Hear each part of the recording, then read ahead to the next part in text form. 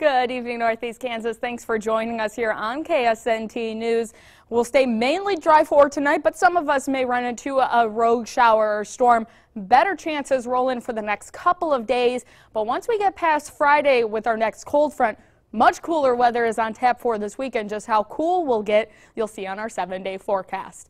Just seeing some high thin clouds outside of Junction City, but look at how much the trees are moving in the wind. We're still contending with those breezy southerly winds right now, but otherwise across the board we're just seeing some high thin cloud coverage across Northeast Kansas. Still a little bit on the warm side though. Here in the capital city though, we're now back down to the 80s, 89 degrees to be exact. Heat index only makes it feel a degree warmer than that, and we're getting some relief with those southerly winds at 13 miles per hour. Most of us got into the 90s today. The exceptions were our southern areas, and the 80s is still where they stay. 86 for Burlington, 87 in Emporia, still 95 for Manhattan and Clay Center. Concordia is also sitting at 95 degrees right now.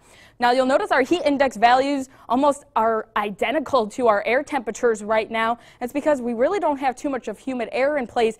Even though we have these strong southerly winds, you'll see them anywhere from roughly 13 up to 26 mile per hour sustained winds. Now, usually this does a great job of pulling in some humid air, but it just has nothing to pull from for today. That's why we're seeing dew points a mix of 50s and 60s, a little bit more humid for our eastern areas, but still nothing too unbearable. It's not overly muggy. Now, our eastern areas will be the focus for more humid air, even for early tomorrow morning, stopping here at 9 a.m. UNC right along, even barely edging into the capital city. We could be stuck in more of that humid air, especially as we get in later on to the day. Some areas could feel a bit more on that muggy side, as you can see with those darker shades of green popping up for our eastern areas.